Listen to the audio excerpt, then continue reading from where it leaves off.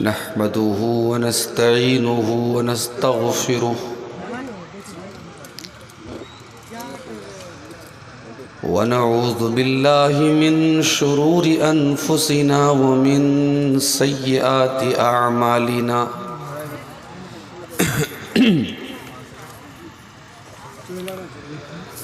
من يهده الله فلا مضل له ومن يضلل فلا هادي له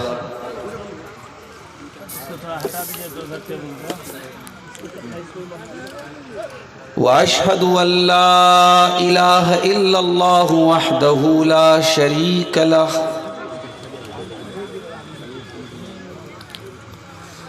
وأشهد أن محمدًا عبده ورسوله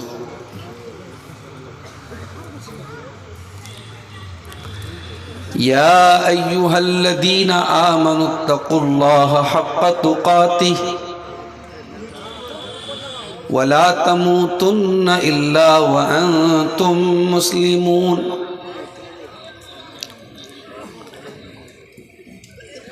يا أيها الناس اتقوا ربكم الذي خلقكم من نفس واحدة وخلق منها زوجها وبث منهما رجالا كثيرا ونساء واتقوا الله الذي تساءلون به والأرحام إن الله كان عليكم رقيبا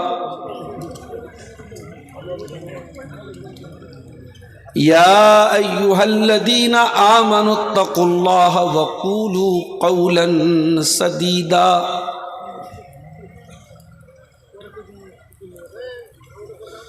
يصلح لكم أعمالكم ويغفر لكم ذنوبكم ومن يطع الله ورسوله فقد فاز فوزا عظيما أما بعد فإن خير الحديث كتاب الله وخير الهدي هدي محمد صلى الله عليه وسلم وشر الأمور محدثاتها وكل محدثة بدعة وكل بدعة ضلالة وكل ضلالة في النار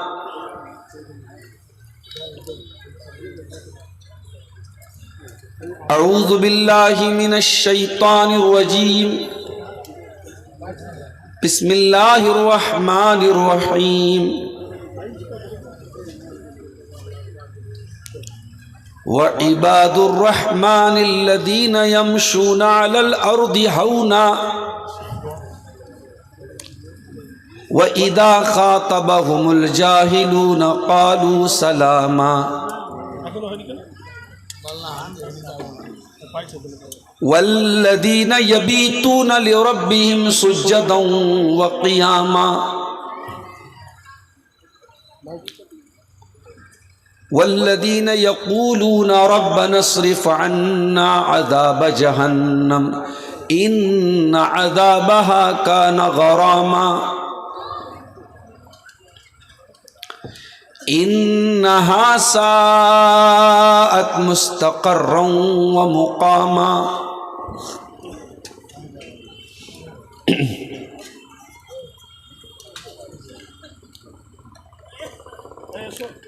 بے عمل کو دنیا میں راحتیں نہیں ملتی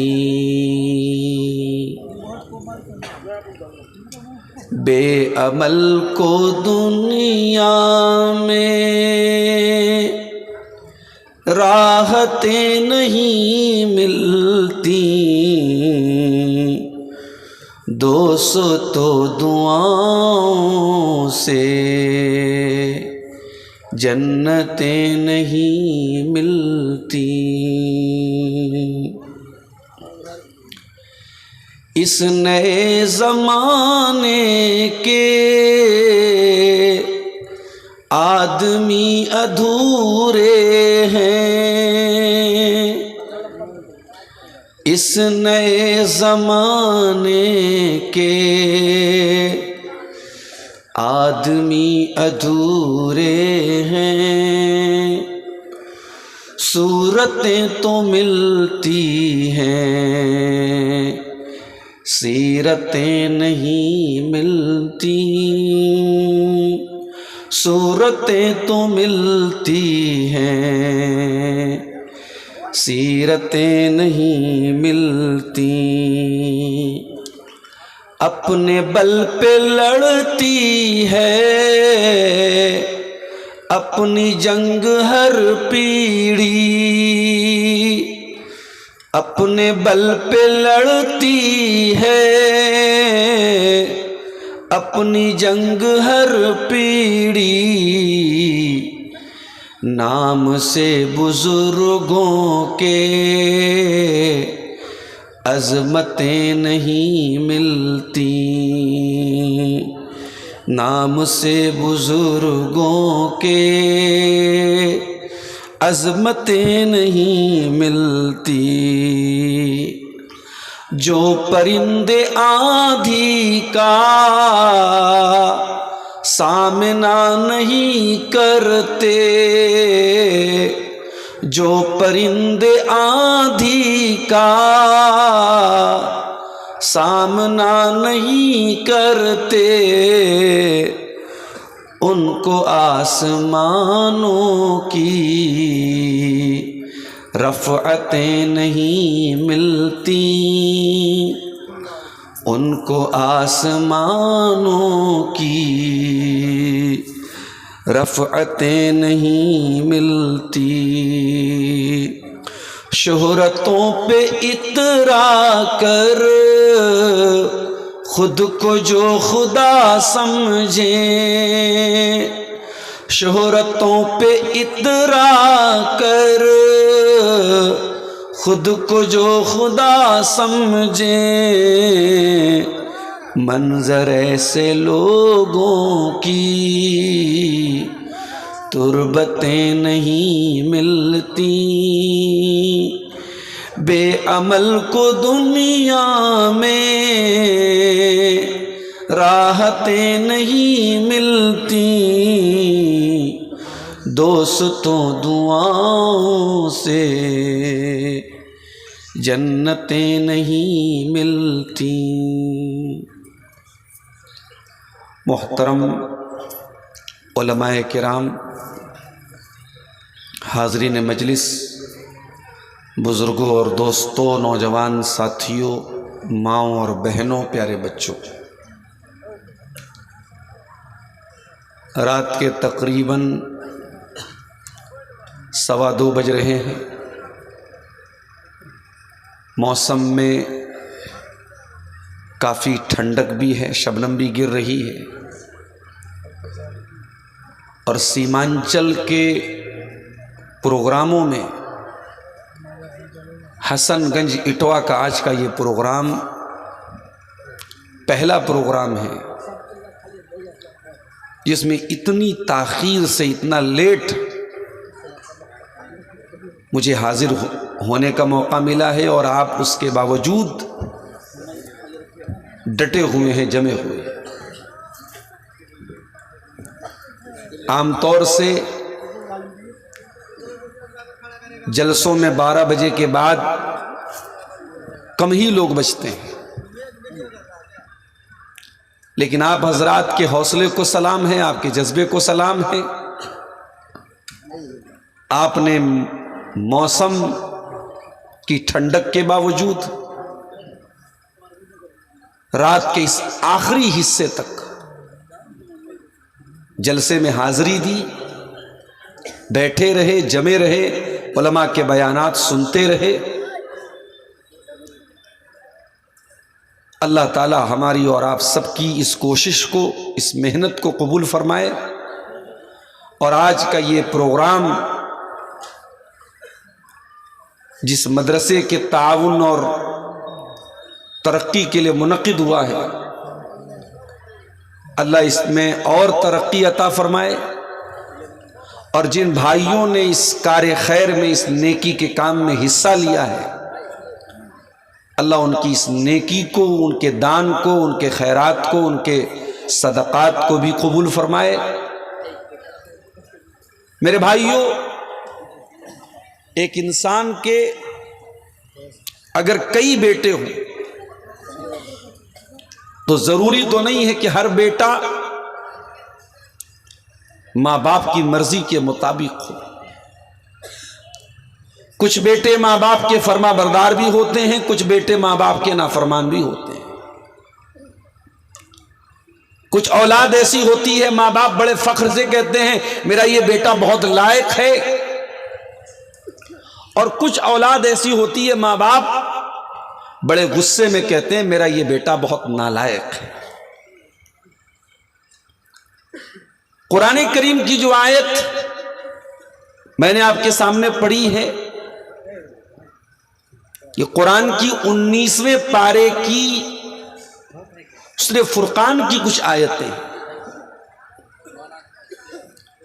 ان آیتوں میں اللہ تعالیٰ نے اپنے کچھ اسپیشل، کچھ خاص، کچھ وشیش بندوں کا ذکر کیا ہے، اور انداز بیان بڑا عجیب ہے۔ اللہ نے یہ نہیں کہا کہ میرے نیک بندے ایسے ہوتے ہیں، اللہ نے یہ بھی نہیں کہا میرے پرہیزگار بندے ایسے ہوتے ہیں، اللہ نے یہ بھی نہیں کہا میرے متقی بندے ایسے ہوتے ہیں۔ فرمایا وَعِبَادُ الرَّحْمَنِ الَّذِينَ، رحمان کے بندے تو وہ ہوتے ہیں، اللہ کے بندے تو وہ ہوتے ہیں۔ اللہ اپنا بندہ انہی کو مانتا ہے، انہی کو قرار دے رہا ہے جس کے اندر یہ کوالٹیز پائی جاتی ہوں، یہ وشیشتائیں پائی جاتی ہوں، یہ ایٹریبیوٹس پائے جاتے ہوں، یہ اوصاف پائے جاتے ہیں۔ اس کو ایسے سمجھیے کہ آج آپ کے والد کے 4 بیٹے ہیں، اور جو بیٹا ماں باپ کی آنکھوں کا تارا ہے اور بہت ماں باپ کی قدر کرتا ہے، محنت کرتا ہے، ماں باپ کو خوش کرتا ہے، تو ماں باپ بڑے فخر سے کہتے ہیں میرا بیٹا تو وہ ہے۔ اس کا مطلب یہ نہیں ہے کہ باقی اس کے بیٹے نہیں ہیں، مطلب یہ ہے کہ سب سے لائق بیٹا وہی ہے، سب سے زیادہ فرما بردار بیٹا وہی ہے۔ اللہ فرما رہا ہے وَعِبَادُ الرَّحْمَنِ، رحمان کے بندے تو وہ ہیں، رحمان کے لائق بندے، رحمان کے اچھے بندے، رحمان کے سب سے بہترین بندے تو وہ ہیں جن کے اندر یہ کوالٹیز پائی جائیں۔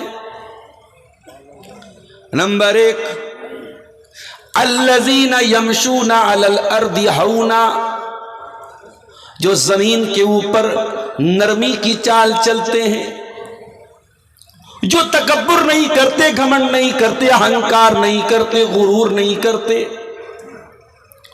دوسروں کو اپنے سے حقیر نہیں سمجھتے، اپنے آپ کو دوسرے سے سپیریئر نہیں سمجھتے۔ اس دنیا میں سب سے پہلے اہنکار اگر کسی نے کیا تھا تو ابلیس نے کیا تھا۔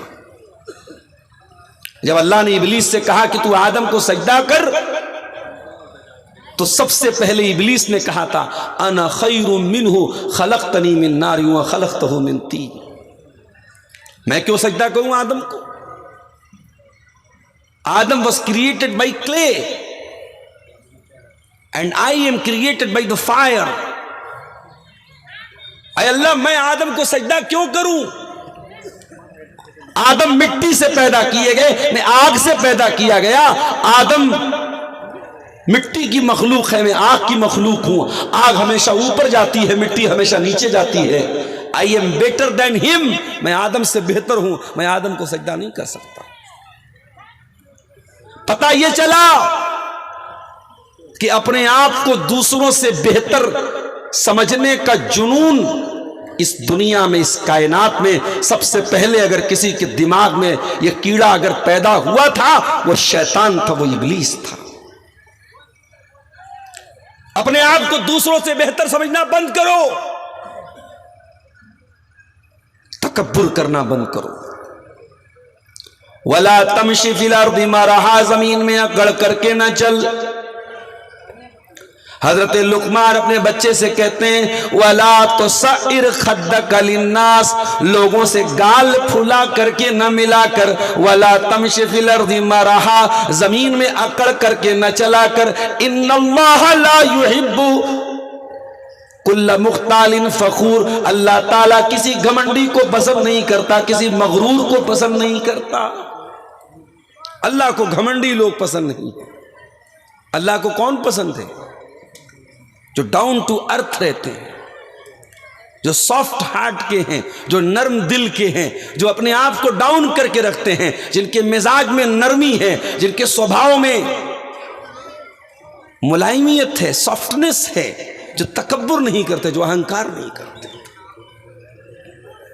اور یہ بات یاد رکھو، اللہ کا ایک اصول ہے الجزاء من جنس العمل، جیسی کرنی ہوگی ویسی بھرنی ہوگی۔ جو تکبر کرے گا، جو اپنے آپ کو بڑا سمجھے گا، اس کو عذاب کیا ملے گا؟ اللہ کے پیارے نبی فرماتے یحشر المتکبرون یوم القیامت امثال الذر فی صور الرجال، دنیا میں اپنے آپ کو بڑا سمجھنے والا، تکبر کرنے والا، گھمنڈ کرنے والا، قیامت کے دن چیونٹیوں کی طرح اٹھایا جائے گا۔ اس کی باڈی چیونٹی کی طرح ہوگی، اس کا چہرہ تو انسان کا ہوگا مگر اس کی باڈی چیونٹی کی طرح ہوگی۔ اللہ اکبر، چیونٹی کی طرح۔ تکبر کرنے والا چیونٹیوں کی شکل میں اٹھایا جائے گا، اس کو جہنم کی ایک الگ جیل میں رکھا جائے گا جس کا نام بولس ہوگا۔ ان کو گھسیٹ کر کے جہنم کی آگ میں ڈالا جائے گا، ان کی ناک کو زمین پہ گھسیٹ کر کے جہنم کی آگ میں ڈالا جائے گا۔ تکبر کرنے والے کو سب سے زیادہ اپنی ناک پسند ہوتی ہے، اور قیامت کے دن سب سے پہلے اس کی ناک کو ذلیل کیا جائے گا، اس کی ناک کو مٹی میں ملایا جائے گا۔ اسی لیے اللہ کیا کہتا ہے وَعِبَادُ الرَّحْمَنِ الَّذِينَ يَمْشُونَ عَلَى الْأَرْضِ حَوْنًا، میرے خاص بندے وہ ہیں، میرے اسپیشل بندے وہ ہیں، میرے سب سے لائق بندے وہ ہیں جو زمین کے اوپر نرم چال چلتے ہیں، جو تکبر نہیں کرتے، جو اکڑ کر کے نہیں چلتے، جو اہنکار نہیں کرتے۔ ہمارے نبی کو دیکھو، ہمارے نبی کبھی اکڑ کر کے نہیں چلتے تھے۔ آج معمولی ایم ایل اے ہو جائے، ایم پی ہو جائے، ودھایک ہو جائے، نیتا ہو جائے، پردھان ہو جائے، کوئی تھوڑا سا عہدہ پا جائے، کرسی پا جائے، اس کا لہجہ بدل جاتا ہے۔ وہ شبینہ ادیب کا شعر ہے نا، جو خاندانی رئیس ہیں مزاج رکھتے ہیں نرم اپنا، جو خاندانی رئیس ہے مزاج رکھتے ہیں نرم اپنا، تمہارا لہجہ بتا رہا ہے تمہاری دولت نئی نئی ہے۔ جو نئی نئی دولت والے ہوتے ہیں ان کا لہجہ بتا دیتا ہے کہ یہ نئی نئی دولت والے ہیں۔ جو رئیس لوگ ہوتے ہیں ان کا لہجہ نہیں بدلتا ہے۔ ہمارے نبی سے بڑا کون تھا انسانوں میں؟ ہمارے نبی کوئی پروٹوکول نہیں تھا آپ کے، نہ آپ کے دروازے پر کوئی گیٹ مین تھا، کوئی ڈور مین تھا، نہ آپ جب نکلتے تھے کوئی باڈی گارڈ آپ کے ساتھ ہوتا تھا۔ مدینہ کی کوئی بوڑھی عورت بھی بازار میں روک کر کے اللہ کے نبی سے مسئلہ پوچھتی تھی، اللہ کے نبی اس بوڑھی عورت کو بازار کے بیچ میں کھڑے ہو کر کے غور سے اس کی بات سنتے تھے۔ میرے نبی کی شان تو یہی تھی، تکبر نہیں تھا، غرور نہیں تھا۔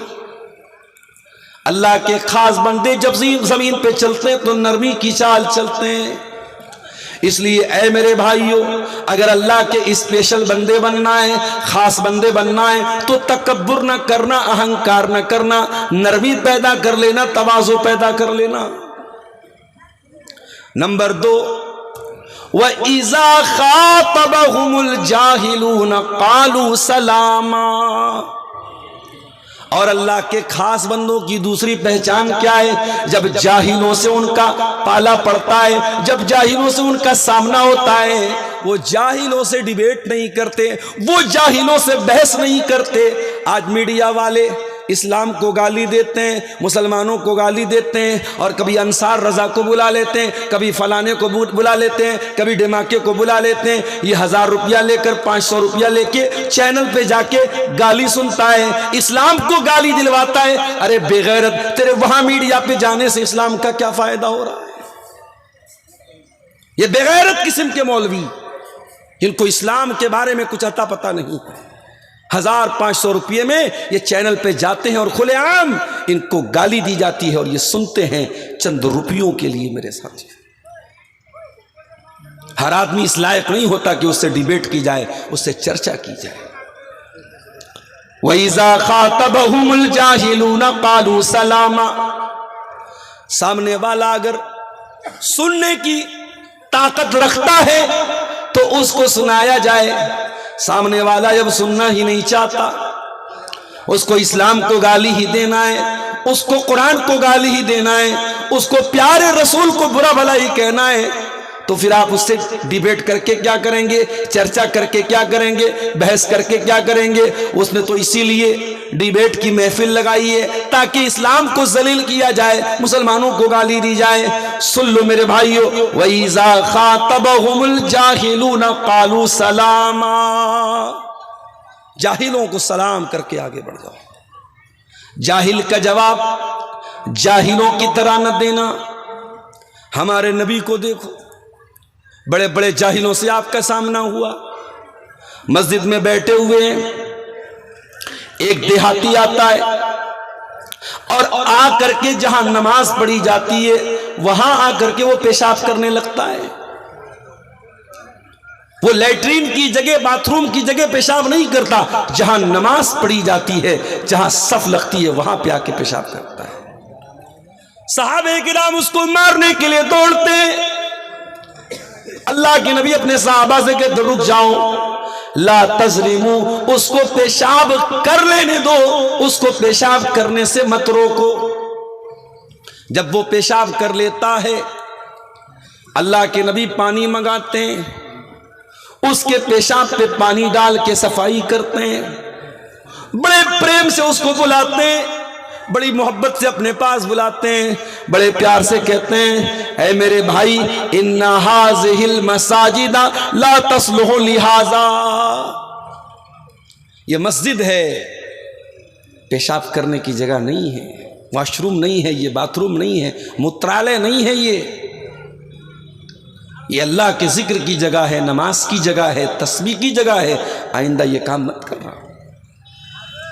دیہات کا رہنے والا آدمی تھا، جاہل تھا، نبی نے سمجھایا، پریم پوروک سمجھایا، سمجھ گیا۔ تھوڑی دیر کے بعد نماز کا ٹائم ہوا، نماز کھڑی ہوئی، وہی دیہاتی مسجد میں آیا، نماز میں شامل ہو گیا۔ نبی اکرم رکوع میں گئے، صحابہ بھی رکوع میں چلے گئے۔ نبی اکرم سجدے سے سر اٹھاتے کہتے سمی اللہ لمن حمیدہ، صحابہ بھی رکوع سے سر اٹھاتے کہتے سمی اللہ لمن حمیدہ۔ وہ دیہاتی رکوع سے سر اٹھانے کے بعد کہتا اللہم ارحمنی محمدن ولا، اللہم ارحمنی وارحم محمدن ولا ترحم معنا احدا، اے اللہ میرے اوپر تو رحم فرما اور محمد صلی اللہ علیہ وسلم کے اوپر رحم فرما، اور کسی اور کے اوپر تو رحم مت فرما۔ دیہاتی آدمی تھا، جاہل تھا، اسے نہیں سمجھ میں آ رہا تھا اسے کیا بولنا چاہیے کیا نہیں بولنا چاہیے۔ نماز میں کیا بول رہا ہے؟ اے اللہ میرے اوپر رحم فرما اور محمد صلی اللہ علیہ وسلم کے اوپر رحم فرما اور کسی اور کے اوپر تو رحم مت فرما۔ صحابہ کرام بڑے غصے میں ہیں، نماز کی حالت میں اس کو گھور رہے ہیں، وہ بیچارہ پریشان ہے۔ سلام پھیرا اللہ کے نبی نے، دیہاتی کہتا ہے ما ضربنی وما قہرنی وما شتمنی، میں تو ڈر گیا، صحابہ نے مجھ کو بڑا گھورا تھا، میں تو ڈر گیا کہ اب اللہ کے نبی مجھ کو بولیں گے، برا بھلا کہیں گے، ماریں گے، پیٹیں گے، ڈانٹیں گے۔ نہ تو آپ نے مارا، نہ ڈانٹا، نہ پیٹا، نہ کوئی آپ نے غلط بات فرمائی، آپ نے بس اتنا کہا اے میرے بھائی لقد حجرت واسعا، تو نے اللہ تعالیٰ کی رحمت کو بہت تنگ کر دیا، تو نے اللہ سے یہ دعا کر دی اے اللہ میرے اوپر رحم فرما، محمد صلی اللہ علیہ وسلم کے اوپر رحم فرما اور کسی اور کے اوپر تو رحم مت فرما۔ تو نے اللہ تعالیٰ کی رحمت کے دائرے کو بہت سیمت کر دیا، بہت لیمیٹیڈ کر دیا، بہت چھوٹا کر دیا۔ جاہلوں کے ساتھ نبی کا یہ طریقہ تھا میرے پیارے ساتھی۔ دنیا میں آپ کو جاہل لوگ بھی ملیں گے، کس کے ساتھ کیسا بیہیو کرنا ہے، کیسے ٹریٹ کرنا ہے، کیسے ویوہار کرنا ہے، یہ بھی ہمارے نبی نے ہم کو سکھایا ہے میرے ساتھی۔ نبی اکرم صاحب اکرام کے ساتھ بیٹھے ہوئے، یہودیوں کی ایک جماعت گزرتی ہے، انہوں نے اللہ کے نبی کو سلام کیا کہ السلام علیکم۔ السلام علیکم کا مطلب کیا ہوا؟ تم پر سلامتی ہو، اور السلام علیکم کا مطلب یہ ہوا یو شوڈ ڈائی، تمہیں مر جانا چاہیے، تم پر ہلاک ہو جاؤ، تم ہلاک ہو جاؤ، تم ختم ہو جاؤ۔ السلام علیکم مرسی اپون یو، اور السلام علیکم ڈیتھ اپون یو، تم پر موت آئے، تم پر ہلاکت آئے، تم ختم ہو جاؤ۔ بد دعا کیا ان یہودیوں نے اللہ کے پیارے نبی کے اوپر۔ نبی اکرم نے کوئی جواب نہیں دیا بظاہر۔ آپ کی بیوی حضرت عائشہ نے یہودیوں کا یہ جملہ سنا، انہوں نے بڑے غصے میں فرمایا وعلیکم السلام وعلیکم السلام واللعنہ، اے یہودیو تم میرے نبی کو برا بھلا کہے ہو، تم پر موت آئے، تم پر لعنت آئے، تم مر جاؤ، تم ختم ہو جاؤ۔ پتہ یہ چلا نبی سے محبت ہے تو نبی کو برا بھلا کہا جائے تو مومن برداشت نہیں کر سکتا۔ کتنے بے غیرت ہیں جو نبی کو گالی دینے والوں کے ساتھ بیٹھ کر کے فوٹو کھنچواتے ہیں، کھلم کھلا اسلام کی دشمنی کرنے والے، رسول کی دشمنی کرنے والے، مسجدیں گرانے والے ان کے ساتھ فوٹو کھنچوا کر کے سوشل میڈیا پہ ڈالتے ہیں۔ ان سے بڑا بے غیرت اس ملک میں کوئی نہیں ہے میرے پیارے ساتھی۔ ارے تیرے اندر اگر ایمان کی غیرت ہے تو کچھ نہیں کر سکتا، کم سے کم اپنے دل میں اس عمل کو تو نفرت کی نظر سے دیکھے گا، اس عمل کو تو غلط سمجھے گا کہ تیرے نبی کو برا بھلا کہا جائے۔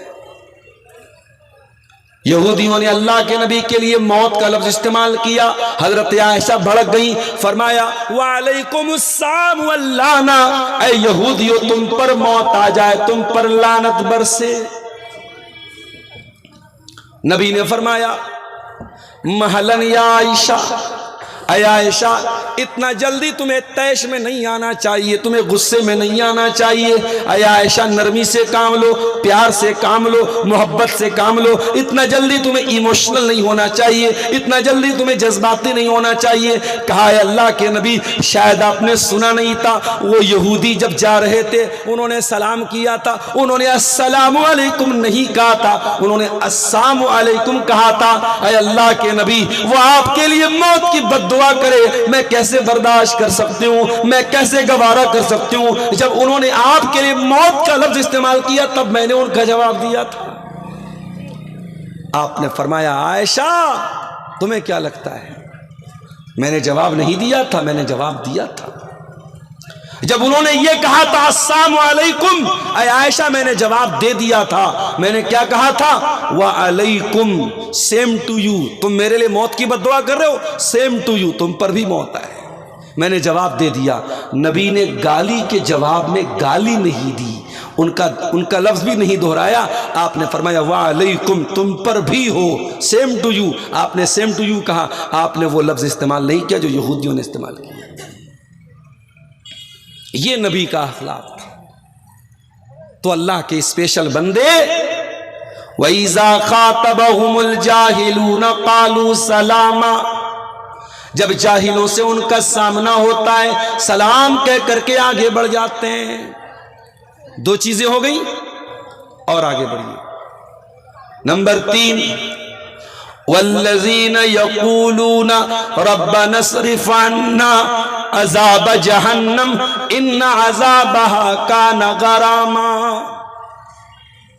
اللہ کے اسپیشل بندے یہ دعا کرتے ہیں پروردگار ہمیں جہنم کے عذاب سے بچا لے، ہمیں جہنم کی آگ سے بچا لے، ان عذابها کان غراما، جہنم کا عذاب تو بڑا چپک جانے والا ہے، بڑا چمٹ جانے والا ہے۔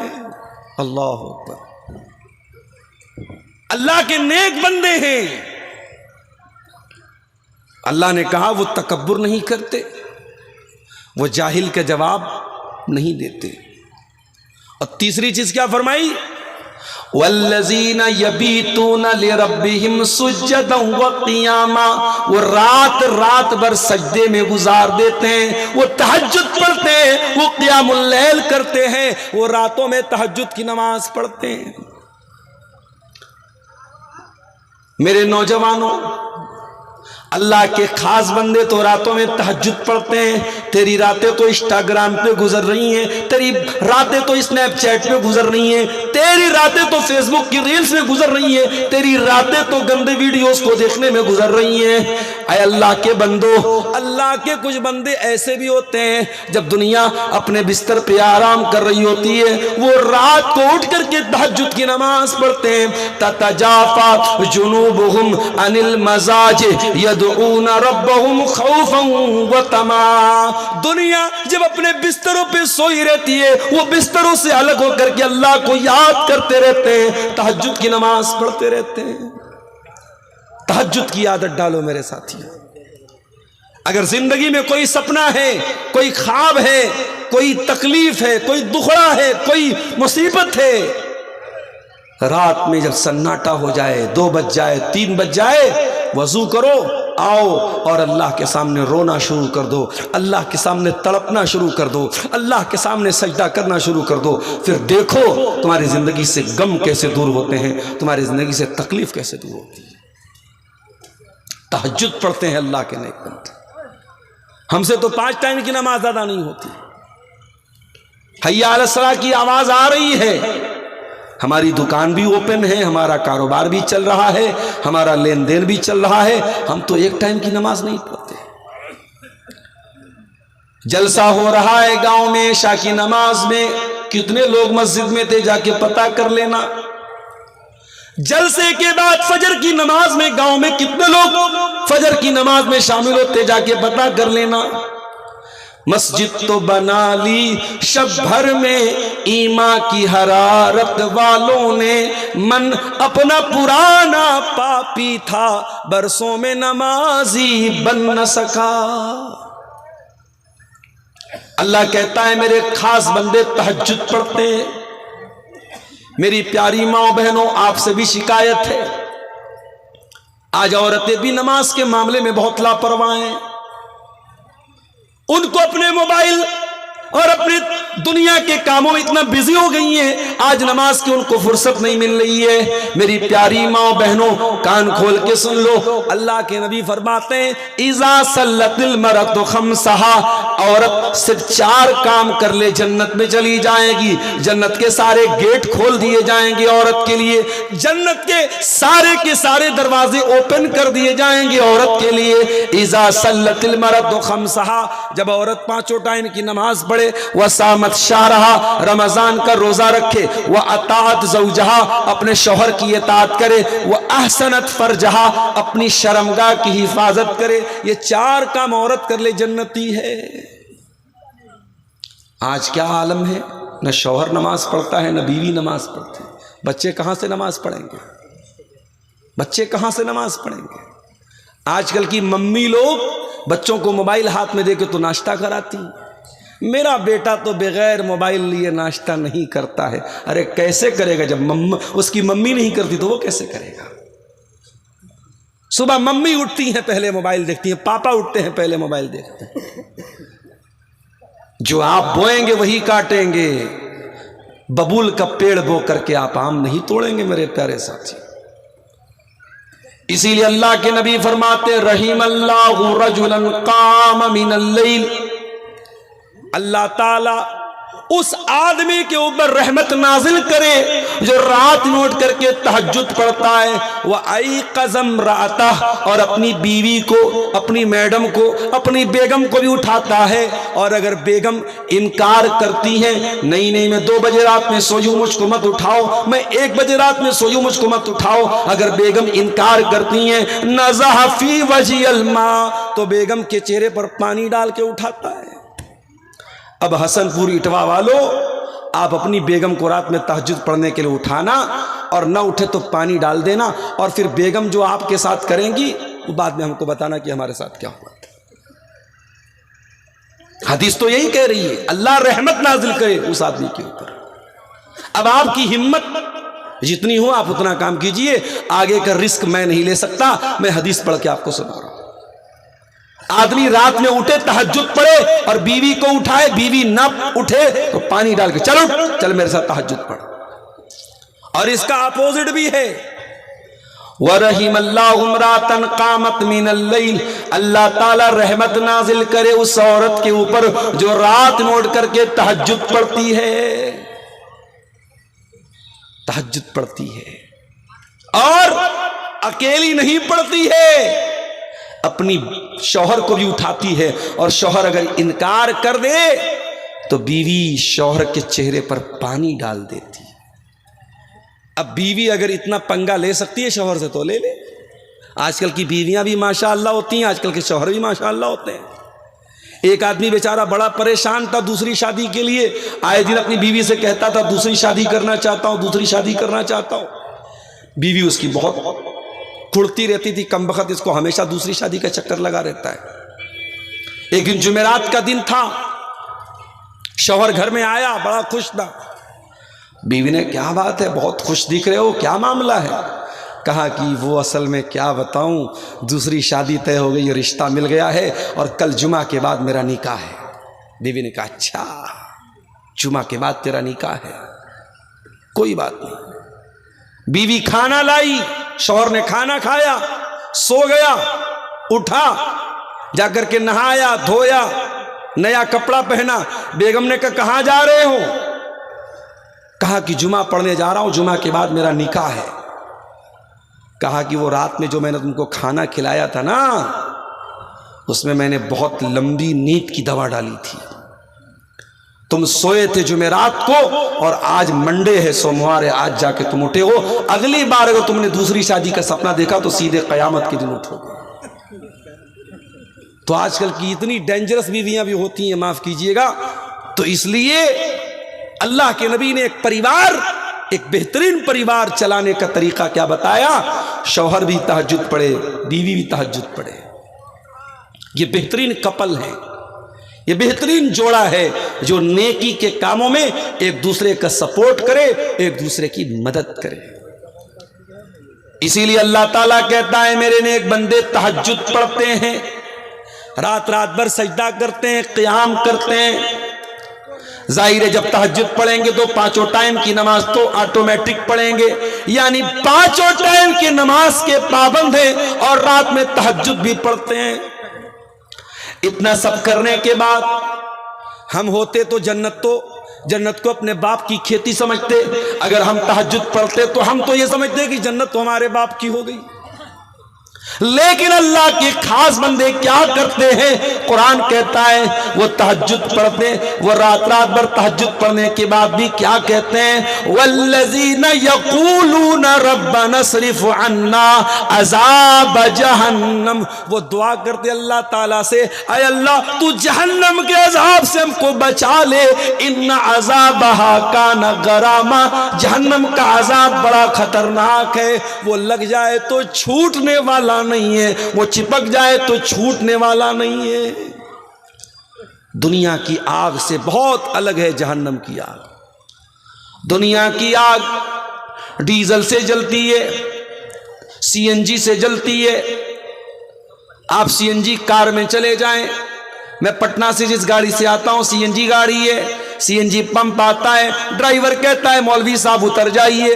کیوں اترنا ہے؟ سی این جی کی گیس بھری جا رہی ہے، اور گیس بھرنے کے ٹائم نیم یہ ہے، قانون یہ ہے کہ ڈرائیور اور سارے پیسنجر گاڑی سے اتر جائیں، ورنہ سی این جی میں اگر کوئی رسک ہو جائے تو گاڑی اڑ سکتی ہے، بلاسٹ ہو سکتا ہے۔ ابھی دلی میں جو بلاسٹ ہوا تھا وہ بھی سی این جی کار تھی۔ سی این جی سے آگ لگتی ہے تو انسان جل کے مر سکتا ہے میرے ساتھی۔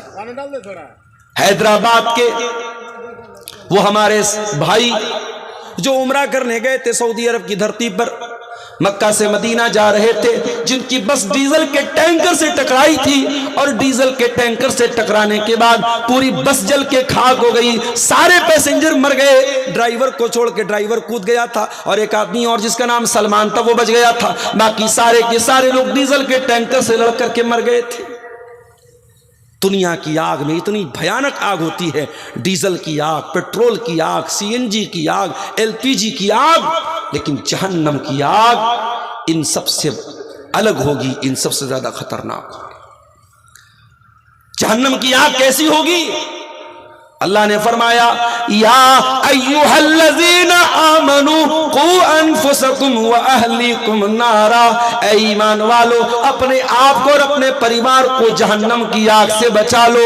اے اللہ جہنم کی آگ کیسی ہوگی؟ فرمایا وقودھا الناس والحجارہ، وہ انسانوں سے جلے گی، وہ پتھروں سے جلے گی۔ اے اللہ کیا جہنم کی آگ دنیا کی آگ کی طرح ہوگی؟ اللہ کے نبی نے فرمایا جہنم کی آگ دنیا کی آگ سے 70 گنا زیادہ خطرناک ہوگی۔ اگر دنیا کی آگ میں کسی کو 70 بار جلایا جائے، 70 بار جلنے کی جو تکلیف ہوگی وہ جہنم میں ایک بار جلنے کی تکلیف ہوگی۔ سہن کر پائیں گے ہم؟ کیا جہنم کے عذاب کو سہن کر پائیں گے ہم تو نہیں کر سکتے میرے ساتھیوں۔ ہمارے بدن میں کہیں آگ لگ جائے تو سفید ہو جاتا ہے، وہ ایریا سفید ہو جاتا ہے، وائٹ ہو جاتا ہے، ہم کتنی کریم لگاتے ہیں کہ ہماری اسکن نارمل ہو جائے، جلنے کا نشان جلدی مٹتا نہیں ہے میرے ساتھی۔ جہنم کی آگ جلائے گی، ایک بار چمڑی کو جلائے گی، جب چمڑی جل جائے گی قرآن کہتا ہے کلما نضجت جلودہم بدلناہم جلودا غیرہا لیذوقوا العذاب۔ اے میرے بندو ہم تمہاری چمڑی کو ایک بار جلائیں گے، جہنم کی آگ میں جب ایک بار جلے گی، جل کر کے ختم ہو جائے گی، ڈیڈ ہو جائے گی، خراب ہو جائے گی، ہم دوبارہ نئی چمڑی چڑھا دیں گے، نئی اسکن چڑھا دیں گے، نئی لیئر چڑھا دیں گے، تاکہ بار بار جلنے کی تکلیف ہو۔ اللہ اکبر۔ 24 گھنٹے میں کم سے کم 3 بار اللہ سے یہ دعا کیا کرو، اللہم انی اعوذ بک من النار، اللہم انی اعوذ بک من النار، اللہم انی اعوذ بک من النار۔ اللہ کے نبی فرماتے ہیں اگر 24 گھنٹے میں دن اور رات میں اگر 3 بار جہنم سے اللہ کی پناہ مانگ لو گے تو جہنم اللہ سے بولے گی اے اللہ یہ بار بار پناہ مانگ رہا ہے، اللہ اس کو جہنم سے تو بچا لے۔ تو اللہ کے نیک بندے جہنم سے بچنے کی دعا کرتے ہیں۔ کیا دعا کرتے ہیں؟ ربنا اصرف عنا عذاب جہنم، اے اللہ تو جہنم کی آگ سے ہم کو بچا لے، ان عذابہا کان غراما، جہنم کا عذاب تو بڑا خطرناک ہے، چپک جاتا ہے، عربی میں غرام کس کو بولتے ہیں؟ جس سے آپ نے قرضہ لیا ہے، اب وہ قرضہ مانگنے کے لیے آتا، آپ سے چپک جاتا، بھائی میرا قرضہ دے دے۔ جہنم کا عذاب انسان کو چپک جائے گا، جیسے قرضہ دینے والا مقروض کو لے جا کے چپک جاتا ہے، ویسے جہنم کا عذاب چپک جائے گا۔ انہا ساعت مستقرا و مقاما، جہنم بہت برا ٹھکانہ ہے، بہت بری جگہ ہے۔ اے اللہ تو جہنم کی آگ سے ہم کو بچانا۔ تو رحمان کے بندے زمین پہ نرم چال چلتے ہیں، جاہلوں سے سامنا ہو تو سلام کہہ کے آگے بڑھ جاتے ہیں، رات رات بھر تہجد پڑھتے ہیں، اور چوتھی چیز کیا ہے؟ جہنم سے اللہ کی پناہ مانگتے۔ 4 چیزیں ہو گئی اور آگے بڑھی۔ نمبر 5، والذین اذا انفقوا لم یسرفوا ولم یقتروا وکان بین ذلک قواما۔ اور اللہ کے خاص بندے وہ ہوتے ہیں جب خرچ کرتے ہیں تو بخیلی بھی نہیں کرتے، کنجوسی بھی نہیں کرتے، فضول خرچی بھی نہیں کرتے، بیچ کا راستہ اپناتے ہیں۔ ابھی ایک سوال آیا کٹیہار کے ایک پروگرام میں، مولوی صاحب ہلدی کی رسم منانا کیسا ہے؟ میں نے کہا یہ بتاؤ کیا نبی نے ہلدی لگائی تھی شادی کے موقع پہ؟ کیا صحابہ نے ہلدی لگائی تھی؟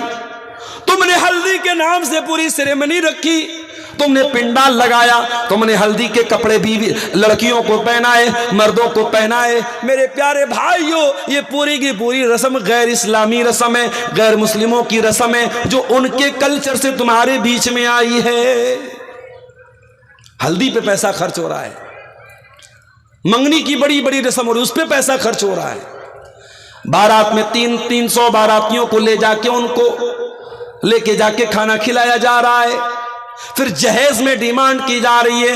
پورا شادی بیاہ کا سسٹم دیکھ لو، یہ میرے بھائیوں فضول خرچی سے بھرا پڑا ہے۔ اور کہیں بہت اچھی لائن میں نے پڑھی تھی کہ شادی میں ایک دن میں ہم ایسے 500 لوگوں کو، 1000 لوگوں کو کھانا کھلاتے ہیں، اپنی زندگی بھر کی گاڑی کمائی خرچ کر کے کھلاتے ہیں، جو کبھی ہمیں خوش دیکھنا نہیں چاہتے۔ آپ کو کیا لگتا ہے یہ اتنی محنت سے آپ 1000 لوگوں کو دعوت دیتے، 500 لوگوں کو دعوت دیتے، بہت خوش ہوتے ہیں؟ وہ خوش نہیں ہوتے ہیں۔ اتنی محنت سے غریب باپ اپنی بیٹی کی شادی میں، بیٹے کی شادی میں کھانا کرتا ہے، اور کھانے والا کھانے کے بعد کہتا ہے کھانا تو ٹھیک تھا لیکن میٹھا بہت اچھا نہیں تھا، چاول بہت اچھا نہیں تھا، چکن بہت اچھا نہیں بنا تھا، مٹن بہت۔ وہ تمہارے کھانے میں شکایتیں نکال کے چلے جائیں گے میرے ساتھی۔ اس لیے میرے پیارے ساتھیوں، اللہ نے اگر دولت دی ہے تو بہت سنبھال کر کے خرچ کرنا۔ لم یسرفوا ولم یقتروا، نہ تو فضول خرچی کرنا، نہ بخیلی کرنا۔ وکان بین ذالک قواما، بیچ کا راستہ اپنانا۔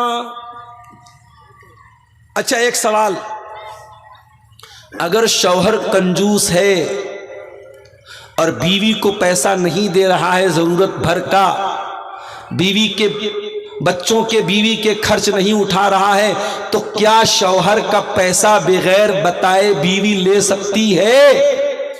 عبدالغفار صاحب بتائیے، کیا عورت اپنے شوہر کا پیسہ بغیر اجازت لے سکتی ہے اگر شوہر اس کا ضروری خرچہ اس کو نہ دے؟ لے سکتی ہے۔ کتنا لے سکتی ہے؟ جتنی اس کو ضرورت ہے، جتنا حق اس کا بن رہا ہے اور شوہر ادا نہیں کر رہا ہے۔ اگر شوہر کنجوس ہے، بخیل ہے، اتنا پیسہ وہ لے سکتا۔ لیکن میری پیاری ماں بہنوں، میرے اس جواب کا غلط مطلب نہ نکال لینا۔ یہ نہ کہنا کہ اٹوا کی تقریر میں عبدالغفار صاحب بول کے گئے شوہر کا پرس مل جائے سارا پیسہ رکھ لینا، اے ٹی ایم مل جائے دن رات جا کے شاپنگ کر لینا۔ میں نے یہ نہیں کہا ہے۔ اگر آپ کی جائز ضرورتوں کو شوہر پورا نہ کرے تو اپنی جائز ضرورتوں کو، اپنے حق کو پورا کرنے کے لیے آپ بغیر بتائے بھی شوہر کا مال لے سکتی ہیں۔ اب کہیں ایسا نہ ہو کہ کل فتویٰ لگ جائے عبدالغفار صاحب تو عورتوں کو چوری کرنے کا طریقہ بتا کے گئے۔ میں چوری کرنے کا طریقہ نہیں بتا رہا ہوں، معاف کیجیے۔ بعض عورتیں کیا ہوتی ہیں، شوہر کا اے ٹی ایم کارڈ مل جائے اور یہ پتہ لگ جائے کہ اس کی پن کیا ہے، خوب پیسہ اڑاتی ہیں۔ دیہات میں تو کم چلتا ہے، شہروں میں بہت چلتا ہے۔ اور ایک کریڈٹ کارڈ آتا ہے، ڈیبٹ کارڈ میں تو چلو اس میں پن ڈالنا پڑتا ہے، کریڈٹ کارڈ میں پن بھی نہیں ڈالنا ہے۔ گئی کسی مال میں، کٹیہار میں گئی کسی بڑے شاپنگ مال میں، 15,000 کا 10,000 کا سامان خرید لیا اور پیمنٹ کرنے کا ٹائم آیا، کریڈٹ کارڈ دے دیا، ٹیپ کر دیا کریڈٹ کارڈ، پیسہ کٹ گیا۔ شوہر بیچارہ پریشان، میں نے 15,000 کی شاپنگ کب کیا ہے؟ شوہر پریشان ہے، معلوم ہوا بیگم نے کیا ہے۔ بیگم سے پوچھا شوہر نے، تم نے 15,000 کی خریداری کیوں کی؟ وہ بولے کہ عبدالغفار صاحب نے تقریر میں کہا تھا میں لے سکتی ہوں بغیر اجازت کے آپ کا پیسہ۔ تو بھیا غلط مس یوز مت کرنا میرے تقریر کا، میں بتا دے رہا ہوں اپنی ماں بہنوں کو بھی، ٹھیک ہے آپ کو اجازت ہے، اپنی ضرورت بھر آپ خرچ کر سکتی ہیں، لمٹ سے زیادہ آپ کو خرچ نہیں کرنا ہے۔ اور اسی لیے مسئلہ بھی سن لو، کریڈٹ کارڈ استعمال نہیں کرنا چاہیے۔ کریڈٹ کارڈ میں نقصان کیا ہوتا ہے؟ میرے اکاؤنٹ میں پیسہ نہیں ہے، میرا اکاؤنٹ زیرو ہے، لیکن کریڈٹ کارڈ میں بینک نے ہم کو کیا دیا ہے؟ 50,000 روپے کی، 1,00,000 روپے کی ہم کو لمٹ دیا ہے کہ ہمارے اکاؤنٹ میں پیسہ نہیں ہے تب بھی ہم 1,00,000 روپے تک کی شاپنگ کر سکتے ہیں، سامان لے سکتے ہیں، بینک سے پیسہ نکال سکتے ہیں۔ اب جب آپ کے پاس پیسہ نہیں ہے اور بینک چھوٹ دے رہا ہے تو آپ اس کی ناجائز اس کا استعمال کریں گے، اور جب بینک اپنے ٹائم پر پیسہ جمع کرنے کا آپ کو میسج دے گا، پتہ لگا آپ کے پاس پیسہ نہیں تھا، تو پھر بینک پر ڈے آپ کے اوپر بھاری بھرکم چارج لگائے گا۔ جتنے کریڈٹ کارڈ لینے والے ہیں سب پریشان ہوتے ہیں، لمبی چوڑی ان کو فیس دینی پڑتی ہے۔ اس لیے کریڈٹ کارڈ کا استعمال میرے بھائیوں مت کیا کرو۔ اللہ قرآن میں کیا کہہ رہا ہے؟ جب خرچ کرو تو فضول خرچی بھی مت کرو اور کنجوسی بھی مت کرو، بیچ کا راستہ اپنا۔ اور یہ مسئلہ بھی یاد رکھو، یہ مت سمجھنا کہ پیسہ ہمارا ہے ہم جیسے چاہے ویسے اڑا سکتے ہیں، نہیں۔ آپ کو اللہ تعالیٰ نے پیسہ استعمال کرنے کی اتھارٹی دی ہے، مال آپ کا نہیں ہے، مال اللہ کا ہے، اللہ نے آپ کو استعمال کرنے کی اتھارٹی دی ہے، اور اسی لیے قیامت کے دن آپ سے سوال پوچھا جائے گا۔ اللہ کے نبی فرماتے ہیں 5 سوالوں کا جواب سب کو دینا پڑے گا، عبدالغفار صاحب کو بھی دینا پڑے گا، آپ کو بھی دینا پڑے گا، پڑھے لکھے کو بھی دینا پڑے گا، ان پڑھ کو بھی دینا پڑے گا، امیر کو بھی دینا پڑے گا، غریب کو بھی دینا پڑے گا۔ 5 سوالوں کا جواب، عن عمرہ فیما افنا، ٹائم تم نے کہاں گزارا، زندگی تم نے کہاں گزاری، وعن شبابہ فیما ابلا، تم نے اپنی جوانی کو کہاں گزارا، وعن مالہ من این اکتسبہ، اور مال تم نے کہاں سے کمایا، وفیما انفقہ، اور کہاں پہ خرچ کیا، اور 5واں سوال، وماذا عمل فیما علم، تو نے جو علم حاصل کیا اس علم کے اوپر تو نے عمل کتنا کیا۔ تو اللہ کے خاص بندے جب خرچ کرتے ہیں تو فضول خرچی بھی نہیں کرتے، بخیلی بھی نہیں کرتے، بیچ کا راستہ اپناتے۔ اور آگے بڑھیے، اللہ کے خاص بندوں کی اور پہچان کیا ہے؟ فرمایا والذین لا يدعون مع اللہ الہا آخر، اور اللہ کے خاص بندے اللہ کے ساتھ شرک نہیں کرتے، اللہ کے سوا کسی اور کو نہیں پکارتے۔ اسی حسن گنج سے ایک سوال آیا، مولوی صاحب ہمارے یہاں ایک طریقہ ہے، سانپ اگر کسی کو کاٹ لیتا ہے، سانپ اگر کسی کو کاٹ لیتا ہے تو سانپ کے کاٹنے والے کو، جس کو سانپ نے کاٹا ہو، اس کا وش اتارنے کے لیے، اس کا زہر اتارنے کے لیے ایک منتر پڑھا جاتا ہے۔ اچھا وہ منتر بھی کسی نے ہم کو لکھ کے بھیجا ہے، دیکھیں کیا لکھا ہوا ہے اس میں، ہیں کسی کو یاد ہے؟ کیا بولتے ہیں؟ کہے خدا سنو محمد ہے۔ اب یہ جو منتر ہے یہ دیکھیے کسی نے بھیجا ہے، پڑھ کے سنا دیتا ہوں آپ کو۔ یہ ہے کہے خدا سنو محمد سپن بھی کیسا، پکار کر کہے محمد جہاں رہے گھر بیٹھا، آدم چائے لے پٹیا کے من مائے ٹھہرے، جو کرے نرمل خدا۔ کہتے ہیں کہ یہ جو ہے پڑھتے ہیں اور جس کو سانپ نے کاٹا ہو وہ ٹھیک بھی ہو جاتا ہے، سانپ کا زہر نکل جاتا ہے۔ شرکیہ ہے یہ جملہ، آپ اللہ کے ساتھ محمد کو بھی نہیں پکار سکتے ہیں صلی اللہ علیہ وسلم۔ اسلام نے نہیں سکھایا ہے، اسلام نے اجازت نہیں دی ہے۔ اب آپ کہیں گے مولانا صاحب اگر اسلام نے اجازت نہیں دی ہے اور یہ منتر شرکیہ ہے، یہ جملہ شرکیہ ہے، تو کیسے وش کیسے اتر جاتا ہے، زہر کیسے اتر جاتا ہے؟ میں جواب دیتا ہوں آپ کو۔ ہو سکتا ہے جس سانپ نے آپ کے بھائی کو کاٹا ہے، بچے کو کاٹا ہے، وہ سانپ اصل میں جنات میں سے ہو، جنات کی شکل، جنات سانپ کی شکل میں بھی آتے ہیں۔ اسی لیے اللہ کے نبی نے فرمایا اگر کوئی سانپ نظر آ جائے تو پہلے 3 مرتبہ کہو اگر جن ہو تو چلے جاؤ، اگر جن ہو تو چلے جاؤ، اگر جن ہو تو چلے جاؤ، اس کے بعد مار سکتے ہو۔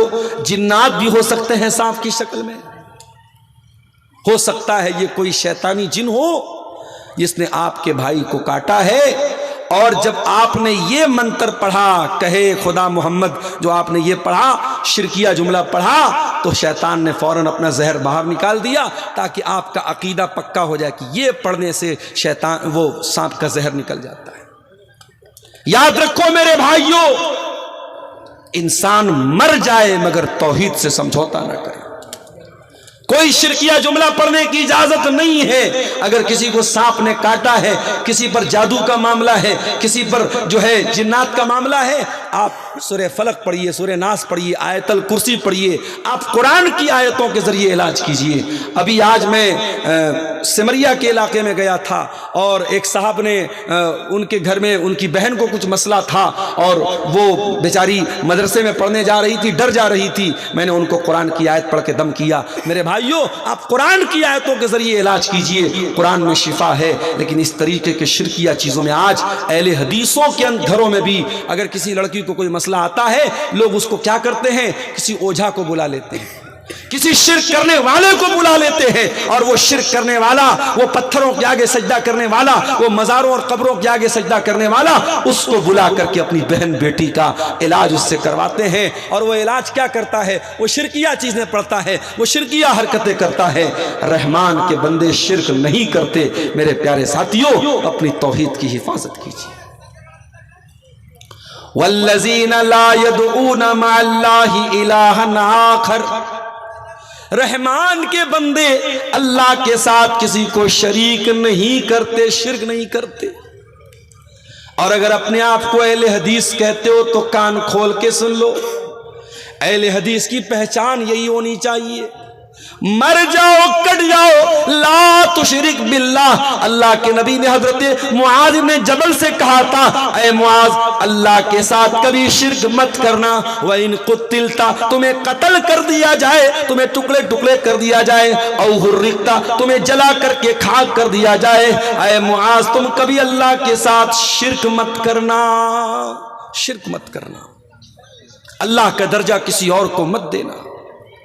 بیمار ہو جاؤ، ڈاکٹر کے پاس دوا لے سکتے ہو، علاج کر سکتے ہو، مگر عقیدہ یہی رکھنا شفا اللہ دیتا ہے۔ پریشان ہو جاؤ، اللہ کے آگے دکھڑا رویا کرو، اللہ کے علاوہ کسی اور کو مشکل کشا نہ سمجھنا، کسی اور کو غریب نواز نہ سمجھنا، کسی اور کو بگڑی بنانے والا مت سمجھنا۔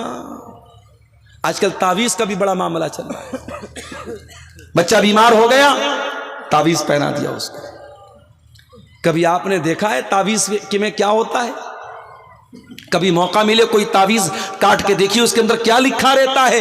تعویذ کے اندر بھی شرکیہ چیزیں لکھی رہتی ہیں۔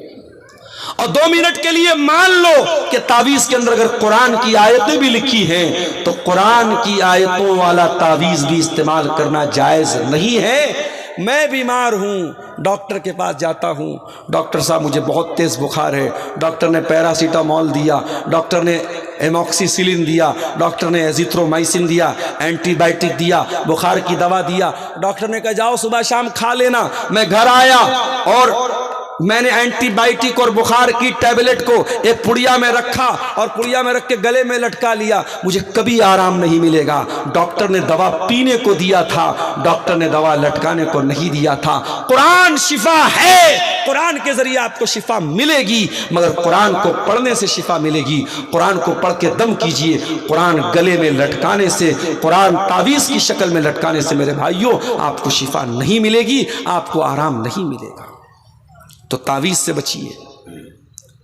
مائیں اپنے بچوں کو مالش کرنے کے بعد کاجل کا ٹیکا لگاتی ہیں، پوچھو کاجل کا ٹیکا کیوں لگایا؟ کہتی ہے نظر نہ لگے۔ تجھے کس نے بتایا کہ بچے کو ٹیکا لگانے سے نظر نہیں لگتی؟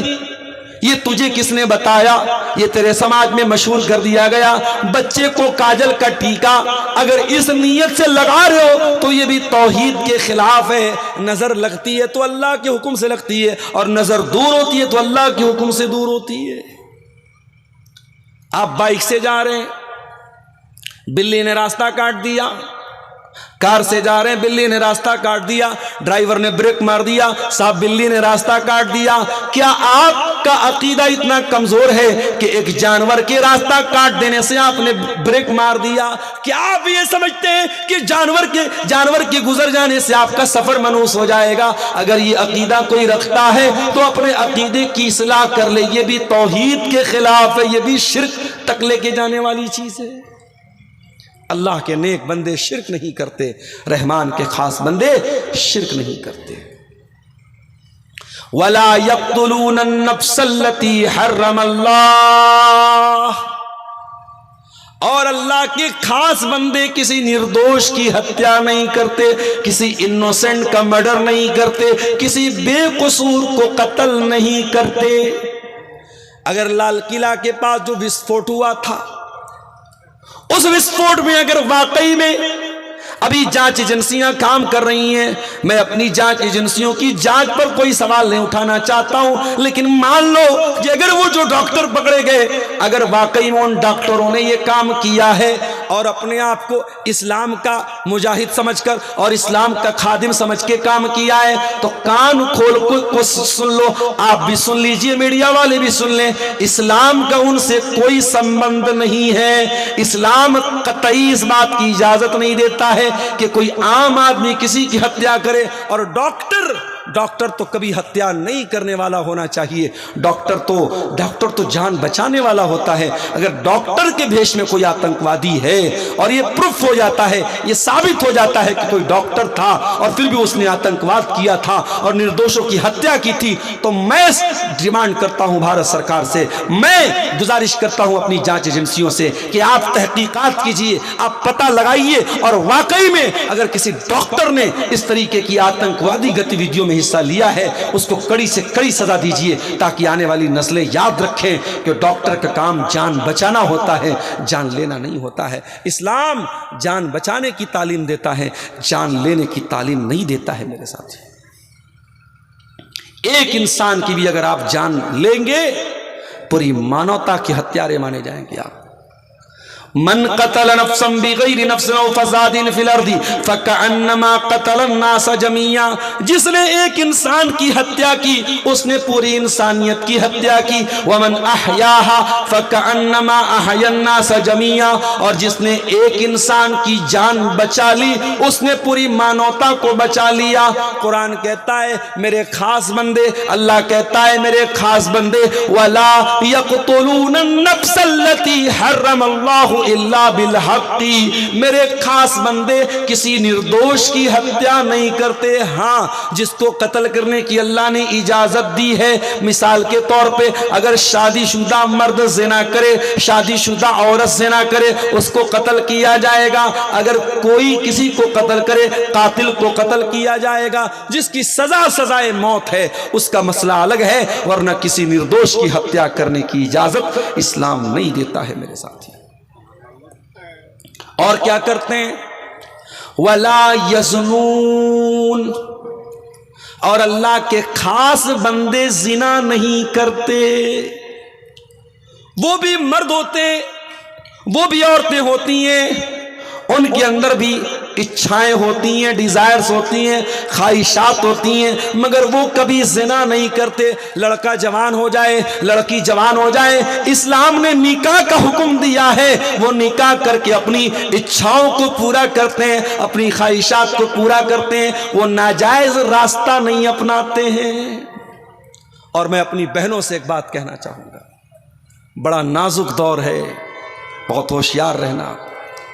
پیار اور محبت کے نام پہ تمہارے شریر کے ساتھ کھیلنے والے ہزاروں ملیں گے، تمہاری عزت و آبرو کو نوچنے والے بھیڑیے ہزاروں ملیں گے۔ اے میری اسلامی بہنوں، اپنی آبرو کی حفاظت کرنا، اپنی شرمگاہ کی حفاظت کرنا۔ جو رات دن تم کو آئی لو یو کا میسج بھیج رہا ہے، جو اسنیپ چیٹ میں محبت کا اظہار کر رہا ہے، جو انسٹاگرام پر پیار اور محبت بھرے میسج بھیج رہا ہے، جو واٹس ایپ پر تم کو پیار اور محبت کے گانے بھیج رہا ہے، اس سے کہنا اگر تو واقعی میں مجھ سے پیار کرتا ہے، تجھے میسج بھیجنے کی ضرورت نہیں ہے، تجھے ویڈیو بھیجنے کی ضرورت نہیں ہے، تجھے بار بار مجھے میسج کرنے کی ضرورت نہیں ہے۔ میں ایک عورت ہوں اور مسلمان عورت ہوں، اور مسلمان عورت اپنی مرضی کی مالک نہیں ہے۔ اگر تو واقعی میں مجھ سے محبت کرتا ہے، میرے والد سے بات کر، میرے باپ سے بات کر، باپ اگر نہیں ہے تو بھائی سے، جو بھی گارجین ہے لڑکی کا، شوہر کی حیثیت سے اس سے بات کرو اور رشتہ بھیجو اور نکاح کرو اور بیوی بنا کر کے مجھے زندگی بھر کا لائف پارٹنر بناؤ، مجھے شریک حیات بناؤ، مجھے جنت میں لے کے اپنے ساتھ جاؤ، مجھ سے زنا کر کے مجھے جہنم کے راستے پہ مت لے کے جاؤ۔ میری بہنوں، یہ میسج آپ کو دے رہا ہوں، کبھی کسی کے ساتھ زنا کے لیے تیار مت ہونا۔ جو تم سے محبت کرے گا کبھی تمہارے ساتھ زنا کی بات نہیں کرے گا، جو زنا کی بات کرے گا وہ تم کو جہنم میں لے کے جانا چاہتا ہے۔ ارے جو پیار کرے گا، جو محبت کرے گا، وہ کبھی تم کو جہنم کے راستے پہ لے کے نہیں جائے گا، وہ نکاح کرے گا حلال طریقے سے، وہ تم سے نکاح کرے گا اور جنت میں اپنے ساتھ لے کے جائے گا۔ اب تم طے کر لو کہ تمہیں جنت میں جانا ہے یا جہنم میں جانا ہے۔ ولا یزنون، اللہ کے خاص بندے زنا نہیں کرتے۔ اور یہ بات نوٹ کر لو، اللہ نے قرآن میں جب زنا سے منع کیا تو اللہ نے یہ نہیں کہا کہ زنا مت کرو، اللہ نے کیا فرمایا؟ وَلَا تَقْرَبُوا الزِّنَا، تم زنا کے قریب بھی مت جانا۔ اگر موبائل تم کو زنا کے قریب لے کے جا رہا ہے، موبائل کا استعمال کم کر دو۔ سوشل میڈیا اگر تم کو زنا کے قریب لے کے جا رہا ہے، سوشل میڈیا کا استعمال بند کر دو۔ اگر کالج میں لڑکیوں کے ساتھ پڑھنے کی وجہ سے تم زنا کے قریب جا رہے ہو تو جانا بند کر دو۔ ایسے کالج میں جہاں لڑکیاں بھی پڑھتی ہیں، ہر وہ راستہ جو تم کو زنا تک لے کے جا رہا ہے اس کو اوائڈ کرو، اس کو بچو۔ اور پھر بھی اگر کنٹرول نہیں ہوتا ہے اور شادی کے لائق ہو تو نکاح کرنے میں دیر مت کرو، بغیر بارات کے، بغیر جہیز کے۔ ولیمہ کرنے کی طاقت ہے، اچھی بات ہے، ولیمہ کرنے کی طاقت نہیں تو وہ بھی کوئی کمپلسری نہیں ہے، نکاح کر لو۔ اپنے آپ کو بدنامی کے داغ سے لوگ تمہیں بخیل بولنے چلے گا، کنجوس بولنے چلے گا، مگر زنا سے اپنے دامن کو بچا لو۔ میرے ساتھیوں، زنا کے قریب بھی مت جاؤ میرے بھائی۔ آج بڑی حیرت ہوتی ہے سیمانچل کے جلسوں میں جب ہم یہ سنتے ہیں لڑکا لڑکی کو لے کے بھاگ گیا، یہ آج افسوس کی بات ہے۔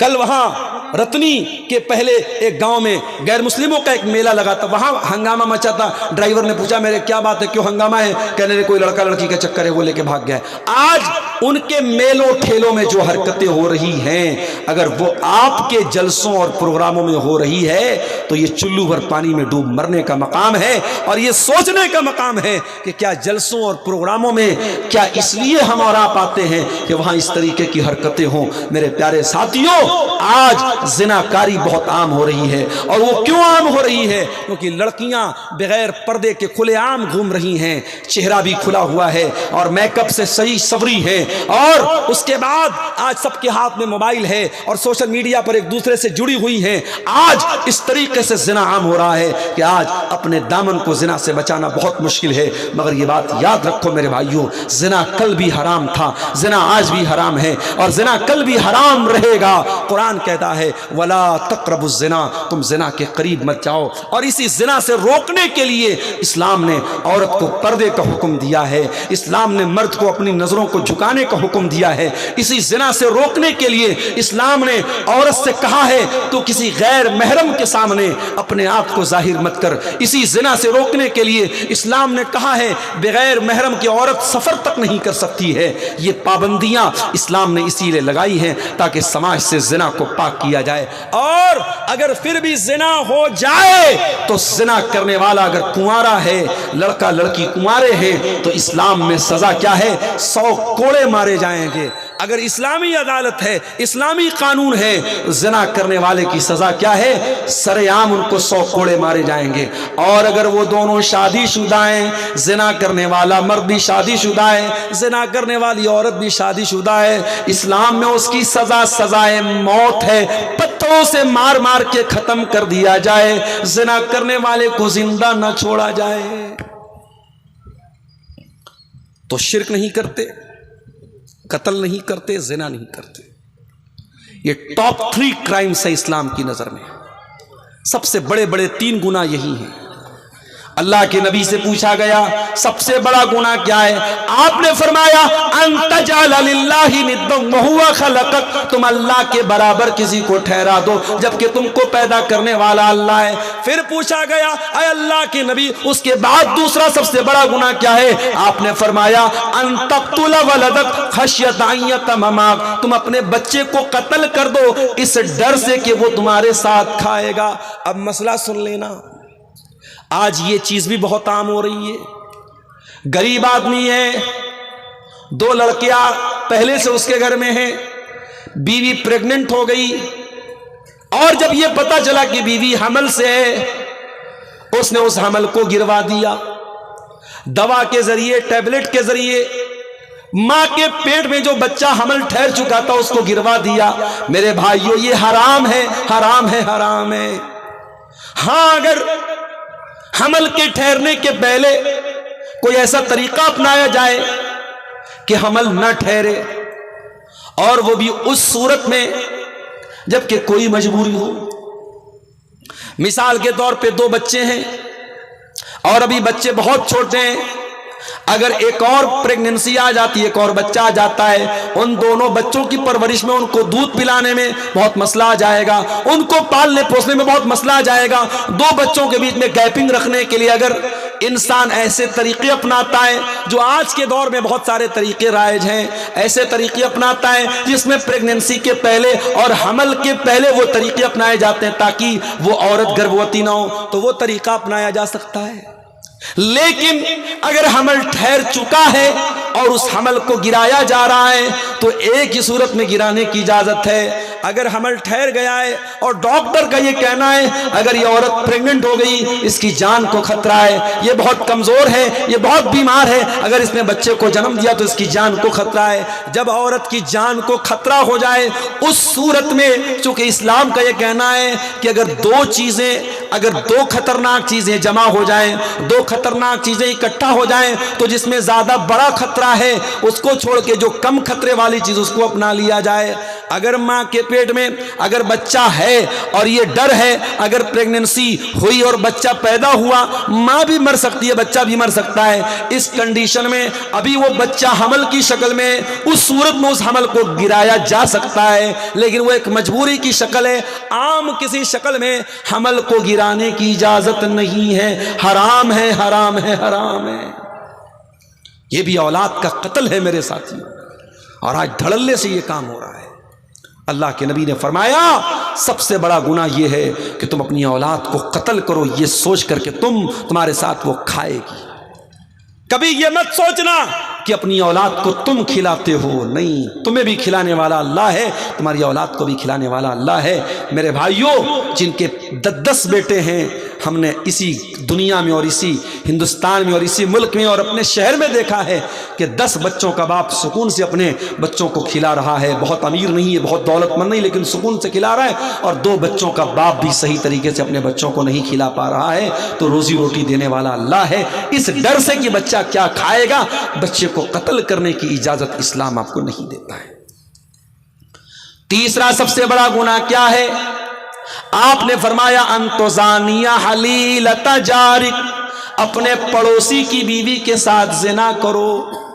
زنا کرنا تو ایسے بھی بہت بڑا گناہ ہے، لیکن پڑوسی کی بیوی کا نام آپ نے اس لیے لیا کیونکہ پڑوسی پر بھروسہ کرتا ہے، پڑوسی پر وشواس کرتا ہے، اور اگر پڑوسی کے گھر پہ آپ نے اتنی غلط حرکت کی تو آپ نے زنا بھی کیا اور آپ نے پڑوسی کے ساتھ وشواس گھات بھی کیا ہے، آپ نے اس کے بھروسے کا قتل کیا ہے۔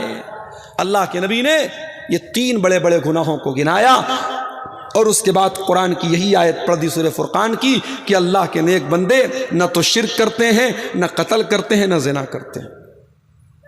چلیے اب آگے بڑھتے ہیں۔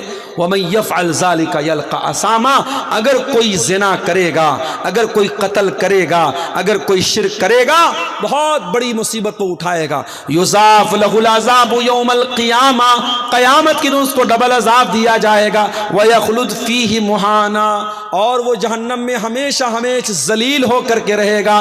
إِلَّا مَن تَابَ وَآمَنَ وَعَمِلَ عَمَلًا صَالِحًا، ہاں اگر کوئی شرک کرتا تھا، کوئی زنا کرتا تھا، کوئی قتل کرتا تھا، اگر وہ سدھر جائے، ایمان لے آئے، توبہ کر لے اور اچھا عمل کرنے لگے تو اللہ اس کی توبہ قبول کرنے کو تیار ہے۔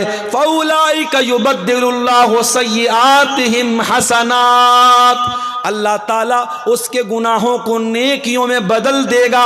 وَكَانَ اللَّهُ غَفُورًا رَحِيمًا، اور اللہ تعالیٰ بہت معاف کرنے والا، رحم کرنے والا ہے۔ ہمارے یہاں کہاوت ہے، صبح کا بھولا شام کو لوٹ جائے تو اسے بھولا نہیں کہتے، اور اللہ کا اصول کیا ہے؟ صبح کا نہیں، کئی سال کا بھی بھولا اگر لوٹ کے چلا آئے تو اسے بھولا نہیں کہتے۔ اللہ اس کی توبہ سننے کو تیار ہے، اللہ اس کو معاف کرنے کو تیار ہے۔ یہ 3 مہا پاپ اگر کوئی کرتا ہے، شرک کرتا ہے، قتل کرتا ہے، زنا کرتا ہے، اگر وہ بھی سچی توبہ کر لے، اللہ اس کو بھی معاف کرنے کو تیار ہے۔ اچھا، توبہ کا مطلب کیا ہوتا ہے؟ کوئی بتا سکتا ہے؟ توبہ کا لفظی مطلب کیا ہے؟ توبہ کے معنی کیا ہے؟ توبہ کی میننگ کیا ہے؟ توبہ ارتھے کی اچھے بولے ہے؟ کسی کوئی جاگ رہا ہے بھائی؟ نہیں جاگ رہا ہے کوئی؟ بولو نا نا نا نا نہیں نہیں نہیں، یو ٹرن لینا، یو ٹرن لینا۔ گاڑی چلاتے ہیں آپ نے گاڑی کو اچانک آپ کو لگا کہ غلط دشا میں چلے گئے، جانا تھا منیہاری سائڈ، چلے گئے پورنیہ سائڈ، تو وہیں سے آپ گاڑی کو گھماتے ہیں، یو ٹرن لیتے ہیں۔ تو جو یو ٹرن لیتے ہیں، جو مڑتے ہیں، دیٹ از کالڈ توبہ، اس کو توبہ کہتے ہیں۔ اس کا مطلب یہ ہوا کہ جو گناہ کر رہا ہے وہ غلط لائن پہ چلا گیا تھا، غلط ہائی وے پکڑ لیا تھا، اس نے جانا پورنیہ تھا، نکل رہا تھا منیہاری سائڈ، جا رہا تھا پورب، وہ جانے لگا تھا پچھم، وہ توبہ کر لے، صحیح لائن پر آ جائے۔ اسی لیے قرآن کہتا ہے وَمَن تَابَ وَعَمِلَ صَالِحًا فَإِنَّهُ يَتُوبُ إِلَى اللَّهِ مَتَابًا، جو توبہ کرتا ہے وہ اللہ تعالیٰ کی طرف واپس لوٹ کے آتا ہے۔ اللہ نے پیدا کیا تھا صحیح ڈائریکشن پر، گناہ کر کے ڈائریکشن بھٹک گیا تھا، اب جب توبہ کیا تو صحیح ڈائریکشن پر، صحیح راستے پر آ گیا۔ اس کے بعد اللہ کہتا ہے میرے نیک بندے والذین لا یشہدون الزور، کسی غلط کام میں سملت نہیں ہوتے۔ جہاں ناچ گانا ہو رہا ہو، جہاں آرکیسٹرا ہو رہا ہو، جہاں زنا ہو رہا ہو، جہاں شراب پی جا رہی ہو، جہاں کوئی گناہ کا کام ہو رہا ہو، ایسی کسی مجلس میں، ایسے کسی سماروہ میں، ایسے کسی فنکشن میں وہ نہیں جاتے ہیں۔ یہاں تک کہ اگر آپ کا کوئی غیر مسلم دوست بھی آپ کو دعوت دیتا ہے اور وہاں شادی میں ناچ گانا ہو رہا ہے، مت جاؤ میرے پیارے بھائیو، وہاں شراب پی جا رہی ہے، مت جاؤ میرے ساتھیو۔ جہاں حرام کام ہو رہا ہو، جہاں غلط کام ہو رہا ہو، وہاں شامل بھی مت ہونا۔ والذین لا یشہدون الزور، اللہ کے خاص بندے غلط کاموں میں، ناجائز کاموں میں شامل بھی نہیں ہوتے۔ وَإِذَا مَرُّوا بِاللَّغْوِ مَرُّوا كِرَامًا، اور جب کسی بیہودہ چیز، کسی گندی چیز سے ان کا گزر ہوتا ہے وہ شرافت سے گزر جاتے ہیں۔ اسلام یہ نہیں کہتا ہے کہ آپ اپنی آنکھیں پھوڑ لیجئے، آپ چلیں گے روڈ پہ، آپ چلیں گے ایئرپورٹ پہ، آپ چلیں گے ریلوے اسٹیشن پہ، آپ چلیں گے بازار میں، بے حیائی کی چیزیں بھی آپ کو نظر آئیں گی۔ آپ ایسی لڑکیوں کو بھی دیکھیں گے جو اپنے شریر کا انگ پردرشن کر رہی ہیں۔ اسلام یہ نہیں کہتا ہے کہ آپ اپنی آنکھیں پھوڑ لیجئے، اسلام یہ کہتا ہے بس شرافت سے گزر جاؤ۔ وَإِذَا مَرُّوا بِاللَّغْوِ مَرُّوا كِرَامًا، اللہ کے خاص بندے کسی لغو چیز کو دیکھتے ہیں تو گزر جاتے ہیں۔ اللہ کے نبی نے حضرت علی سے کہا تھا علی اگر کسی غیر لڑکی پر نظر پڑ جائے، لا تتبع نظر نظرتا، ایک نظر پڑ گئی اپنے آٹومیٹک پڑ گئی تو دوسری نظر مت ڈالنا۔ ایک بار انجانے میں کسی لڑکی پر کسی غیر محرم عورت پر نظر پڑ گئی، دوبارہ مت ڈالنا۔ فإن لک الأولی وليست لک الآخرہ، پہلی نظر کی اجازت تھی جو انجانے میں پڑ گئی تھی، اب دوسری نظر مت ڈالنا، دوسری نظر ڈالنے کی اجازت نہیں ہے۔ اپنی نظروں کی حفاظت کرو میرے ساتھی۔ ایک شاعر بڑی پیاری بات کہتا ہے سبھی ہم ہی سے کہتے ہیں نگاہیں اپنی نیچی رکھ، سبھی ہم ہی سے کہتے ہیں نگاہیں اپنی نیچی رکھ، کوئی ان سے نہیں کہتا نہ نکلے یوں عیا ہو کر۔ شاعر کہتا ہے کوئی لڑکیوں سے کیوں نہیں کہتا کہ وہ بے پردہ نہ نکلا کرے، سب ہم سے کہتے ہیں نگاہ کو نیچی رکھو۔ ہم اس بیچارے منچلے شاعر سے کہنا چاہتے ہیں شاعر صاحب آپ کی معلومات ناقص ہے، آپ کو جو انفارمیشن دی گئی ہے وہ ادھوری ہے۔ اسلام اگر آپ سے کہتا ہے کہ اپنی نگاہوں کو نیچی رکھ تو ان سے بھی کہتا ہے کہ وہ بے پردہ ہو کے نہ نکلیں، ان کو بھی اسلام نے حکم دیا ہے، آپ کو بھی دیا ہے۔ اللہ قرآن میں کیا کہہ رہا ہے؟ لغو چیزوں کے پاس سے، بیہودہ چیزوں کے پاس سے، ولگر چیزوں کے پاس سے شرافت سے گزر جانا ہے، اس میں انوالو نہیں ہونا ہے، اس میں پڑھنا نہیں ہے۔ اب دو چیزیں اور بیان کر کے بات ختم کریں گے، 3:30 ہونے کے قریب ہے، فجر کا ٹائم بھی ہونے والا ہے۔ سوال تو قیامت تک آتا رہے گا، سوال تھوڑی رکے گا۔ دو چیزیں اور ہیں، سنیے۔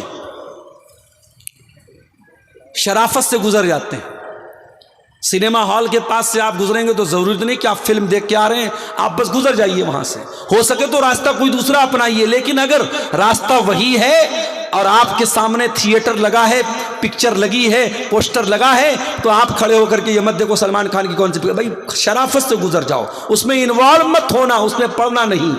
اس کے بعد فرمایا والذین اذا ذکروا بآیات ربہم لم یخروا علیہا صما وعمیانا،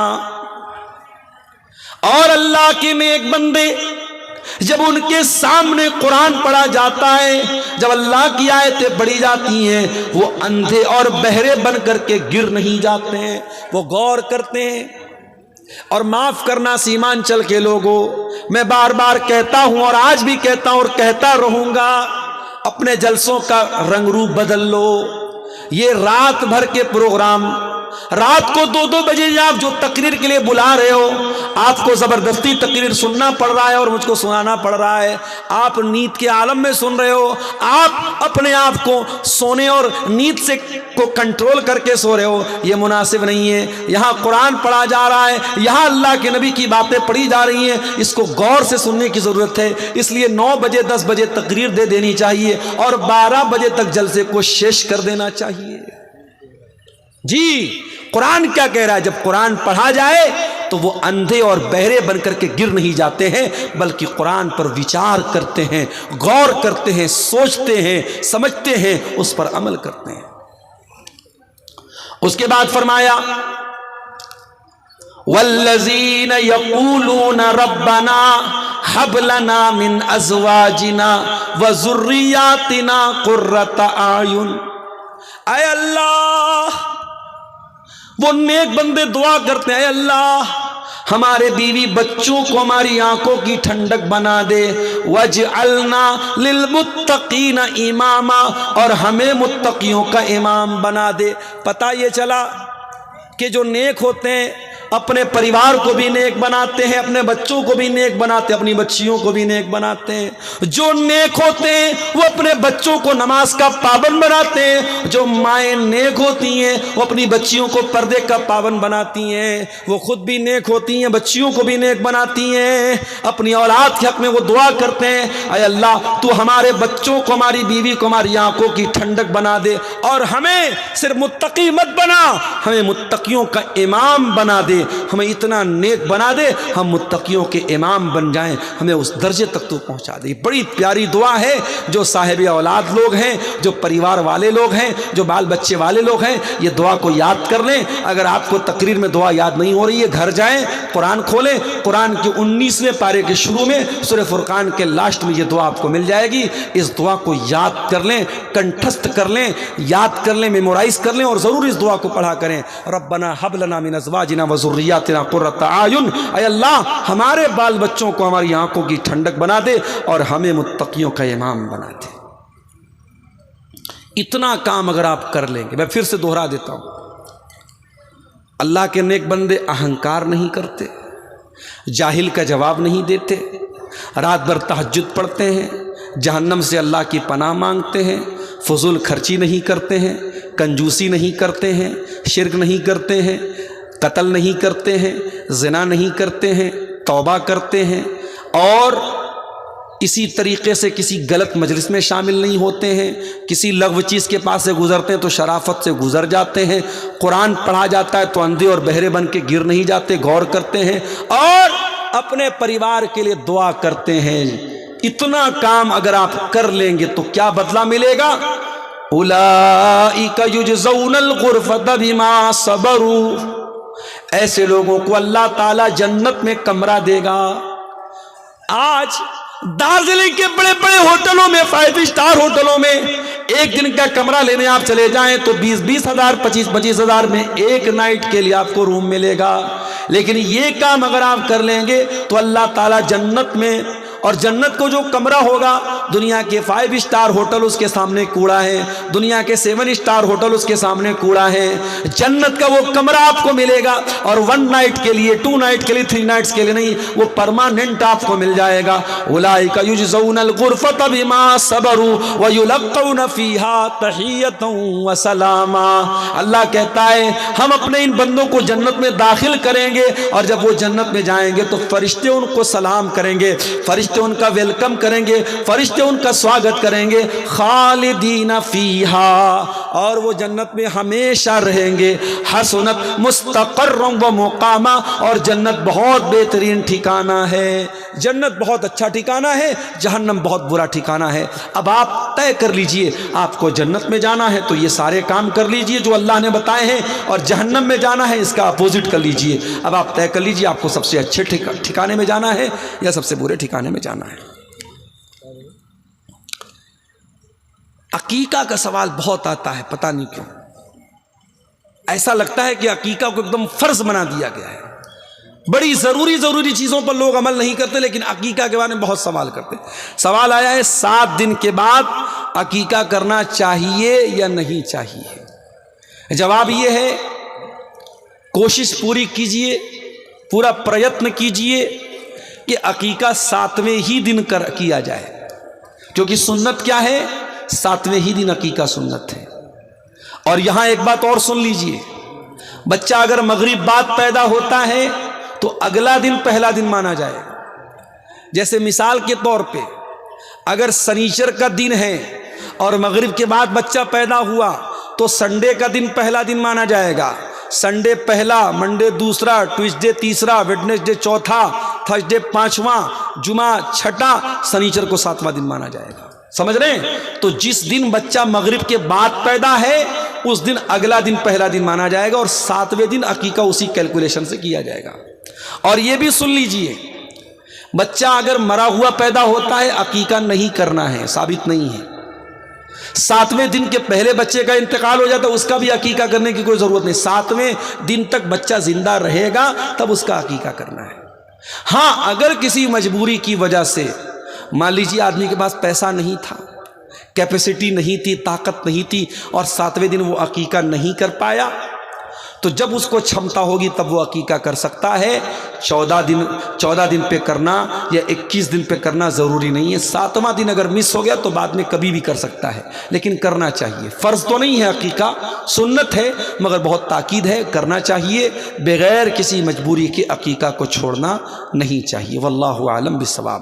آخر میں اللہ تعالیٰ سے دعا ہے, اللہ تعالیٰ ہم سب کو نیک عمل, اچھی سمجھ کی توفیق عطا فرمائے. جو صفات اللہ کے نیک بندوں کی بیان کی گئی ہیں, ان صفات بات پر اللہ تعالی ہم سب کو عمل کی توفیق عطا فرمائے۔ رب العالمین ہمیں کہنے سننے سے زیادہ کچھ لوگ بولتے ہیں کہ اگر عقیقہ نہ دے تو اس کی روح بھٹکتی رہتی ہے۔ یہ صاحب پوچھ رہے ہیں کہ اگر بچے کا عقیقہ نہ دیا جائے تو روح بھٹکتی رہتی ہے۔ روح کسی کی نہیں بھٹکتی، یہ غلط بات ہے۔ ہاں، اگر بچے کا عقیقہ نہیں دیا ہے اور مان لیجئے کہ بچہ مر گیا، تو بچہ جو ہوتا ہے، اگر نابالغ بچہ مر جاتا ہے تو ماں باپ کے حق میں سفارش کرتا ہے قیامت کے دن۔ اگر ماں باپ نے چھمتا تھی، طاقت تھی اور عقیقہ نہیں کیا تھا 7ویں دن، اور وہ بچہ بعد میں مر جائے گا، تو وہ اپنے ماں باپ کی سفارش نہیں کرے گا۔ یہ اس کا نقصان ہے عقیقہ نہ کرنے کا۔ لیکن 7 دن کے پہلے مر گیا تو عقیقہ نہیں دینا ہے۔ 7 دن کے بعد وہ بچہ اگر مان لو 7 سال کا ہو کے مر گیا، 5 سال کا ہو کے مر گیا، نابالغ بچہ جس کا بھی مرے گا وہ اپنے ماں باپ کی جنت کی سفارش کرے گا قیامت کے دن۔ لیکن اگر بچے کا عقیقہ آپ نے نہیں کیا ہے تو علماء کرام کہتے ہیں حدیثوں کی روشنی میں کہ وہ بچہ سفارش نہیں کرے گا۔ اس لیے اگر کوئی مجبوری ہو تو الگ بات ہے، اگر چھمتا ہے، طاقت ہے تو ضرور عقیقہ کرنا چاہیے۔ باقی روح بھٹکتی ہے، یہ بالکل غلط بات ہے، اس کا کوئی ثبوت نہیں ہے۔ واللہ اعلم بالصواب۔